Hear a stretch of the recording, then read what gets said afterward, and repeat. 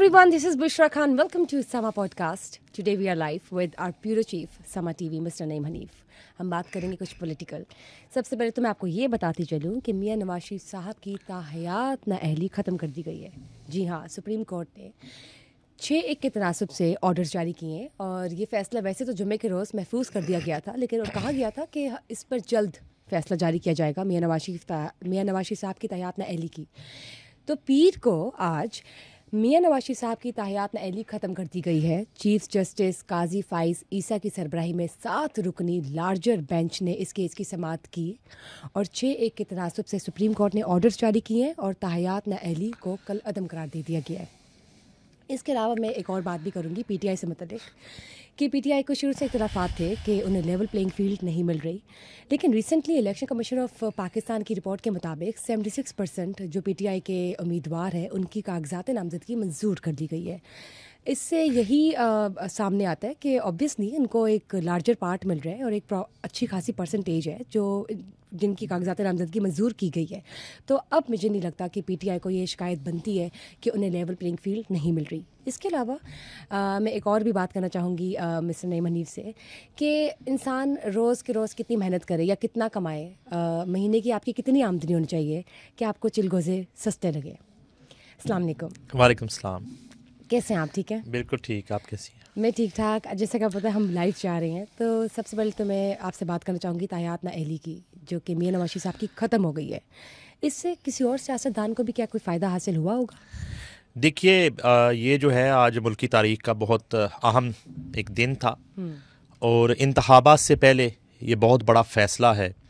इस फ़ैसले से कहीं तो खुशी के शादियाने बज रहे होंगे और कहीं गम के शामियाने लग चुके होंगे और ये फ़ैसला आना मियां नवाज शरीफ के हक़ में कि उनकी ताहयात नाअहली जो है वो ख़त्म हो गई। ज़ाहिर बात है, जब ताहयात नाअहली ख़त्म हुई तो ये तमाम सियासतदानों पे अप्लाई हो गया। इसी तरह से जिस तरह मियां नवाज शरीफ जो हैं इस वक्त रहनुमा हैं, लीड कर रहे हैं अपनी जमात को, इसी तरह से आईपीपी के चेयरमैन जो हैं जहांगीर खान तरीन, बड़ा इम्पोर्टेंट केस था उनका भी, उन पे भी ताहयात नाअहली की जो तलवार थी वो ख़त्म हुई। और अब मियां नवाज शरीफ और जहांगीर खान तरीन इलेक्शन 2024 के लिए अहल करार पा गए और मैं समझता हूँ कि ये एक बहुत बड़ा रिलीफ है, बहुत बड़ी अचीवमेंट है, चूँकि मुस्लिम लीग नून इस हवाले से और आईपीपी भी एक गूमगू की कैफियत से गुजर रहे थे और एक तलवार नाअहली की ज़ाहिर है कि जो उनके मेन लीडर्स हैं उन पे लटक रही थी। और जब बात की जा रही थी मियां नवाज शरीफ चौथी मरतबा वज़ीर आज़म बनने के लिए अगला इलेक्शन कॉन्टेस्ट करेंगे, तो जब तक ये ताहयात नाअहली की जो तलवार है ये ख़त्म नहीं होती तो जाहिर है कि वो चौथी मरतबा वज़ीर आज़म के लिए वो कॉन्टेस्ट नहीं कर सकते थे और वो अटैम्प्ट नहीं कर सकते थे। अब कम अज़ कम रिज़ल्ट कुछ भी हों, उनका ये ख्वाब जो है और उनकी जमात का ये ख्वाब पूरा होता है नहीं होता, ये तो 8 फरवरी बताएगा, जो कि इलेक्शन का दिन है। अगर खैर खैरियत से उस दिन इलेक्शन जो है अल्लाह करे कि वो अंजाम पा जाए तो एक बड़ा रिलीफ है उनके लिए। इसी तरह ज़ाहिरी बात है जो इनकी एंटी पार्टीज़ हैं और सिर्फ पीटीआई के हाँ ही नहीं, पीपल्स पार्टी में भी बिलावल भुट्टो जरदारी के जो आप कुछ खताबात तभी देखें जो 1 to 7 की कैंपेन में वो निकले हुए हैं, तो यहाँ पे जब वो स्पीच करते हैं तो ये एक सियासतदान का एक स्टाइल भी होता है कि चाहे वो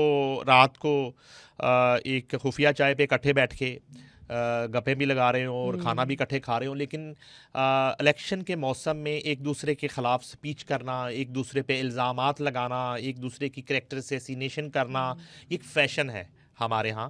तो वो जो है इस नाअहली का बार बार जिक्र करते रहे कि नवाज शरीफ तो कॉन्टेस्ट नहीं कर सकते और ताहयात। और एक बात मैं आपको यहाँ पे क्लियर कर दूँ, ये 62-63 के तहत जो है इनको नाअहल किया गया था। आर्टिकल 62-63 को आइन की अमेंडमेंट के तहत ख़त्म करने के लिए आसिफ अली जरदारी, मफाहमत के जो बादशाह हैं, और पीपल्स पार्टी बिलावल भुट्टो जरदारी ने बहुत कन्विंस करने की कोशिश की बारहा मुस्लिम लीग नून को भी और बाकी जमातों को भी कि ये जो शिक है इसमें तरमीम करनी चाहिए और ताहयात नाअहली जो है वो किसी भी सियासतदान की नहीं होनी चाहिए।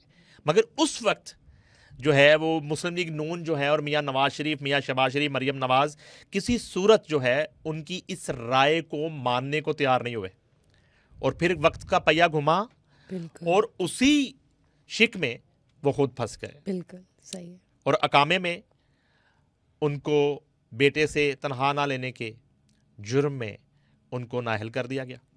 अब यहाँ पे एक सवाल उठता है, मैं तो एक स्टूडेंट हूँ पॉलिटिक्स का, और आइन का मेरा दूर पर इससे कोई वास्ता नहीं है, मैं आइन का बड़ा एहतराम करता हूँ, और एहतराम से ज़्यादा हमारे मुल्क में आइन से डरा जाता है, और बेहतर यही है।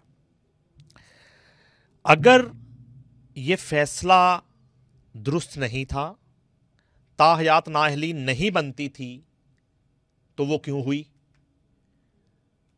किसके कहने पे हुई, किसने ये फैसला सादर फरमाया, किसने ये फैसला सुनाया, किसने ये फैसला किया, ये भी बनते हैं। और आज इस वक्त भी तो हुआ था ना? और आज अगर आज की अदालत को ये लगा, मोअज़्ज़ज़ अदालत को, कि ये उस वक्त का फैसला दुरुस्त नहीं था और उस फैसले को कालअदम करार दे दिया गया, तो कब ऐसा वक्त आएगा इस मुल्क में, कब वो आईनी रिफॉर्म्स आएंगी कि गलत फैसला करने वालों से भी कम से कम इसी तरह एक वीडियो सेशन में पूछा जाए कि आपने ये फैसला क्यों, किस प्रेशर में, किस वजह से क्यों किया। बिल्कुल, उनकी भी एक्सप्लेनेशन बनती है। जिस तरह एक समात सेम डे आज ही जुल्फकार अली भुट्टो जो है उनकी फांसी के हवाले से भी हुई, जिसमें उस वक्त के चीफ जो हैं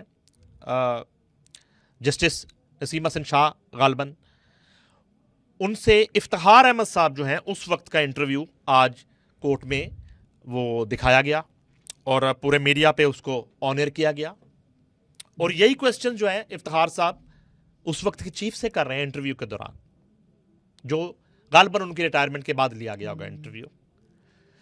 तो इस तरह के माजी के जो फैसले हुए वो किन मसलहतों की बिना पर हुए, और एक मुकद्दस गाय का जो तसव्वुर है वो भी ज़ाइल हो जाए अगर आप इस तरह की भी एक सेशन सिर्फ कौम के लिए पूछगछ का एक रख लें, चाय पे बुलाएं और बुला के बड़ी इज्जत एहतराम से आप पूछें क्या वजह थी, या वो गलत था या ये, इसको तो नहीं कह सकते ना, आप कह सकती हैं, मैं तो नहीं, मैं तो गलत नहीं कह रही, ऑब्वियसली ये तो जो है ना बिल्कुल एक खैर मकदम करते हैं इस फैसले का। वैसे ही सियासतदानों की ताहयात नाअहली नहीं होनी चाहिए, होनी ही नहीं चाहिए, चाहे जाए कि किसी से कोई ऐसा जुर्म सरजद ना हो जाए, कोई ऐसा 9 महीना हो जाए कि जिसमें आप जो है ना इस तरह के डिसीजंस आपको लेना पड़े। अच्छा, अब आ जाते हैं कि ये आईपीपी के लिए बहुत बड़ा रिलीफ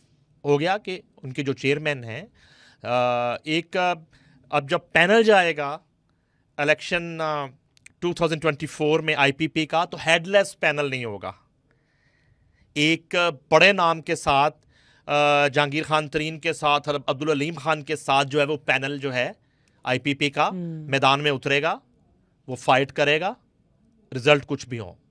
इसी तरह मुस्लिम लीग नून जो है वो किसी हेडलेस पैनल के साथ इलेक्शन में नहीं जाएगी, वो प्रॉपर जो है वो मियां नवाज शरीफ लीड करेंगे और वो उस इलेक्शन में जाएगी, उसकी कैंपेन में वो निकलेंगे, मुख्तलिफ हलकों में जलसे होंगे, मुख्तलिफ शहरों में जलसे होंगे, ठीक है, अपना मंशूर बताया जाएगा, लोगों से वादे वईद किए जाएंगे, एक इलेक्शन का माहौल बनेगा।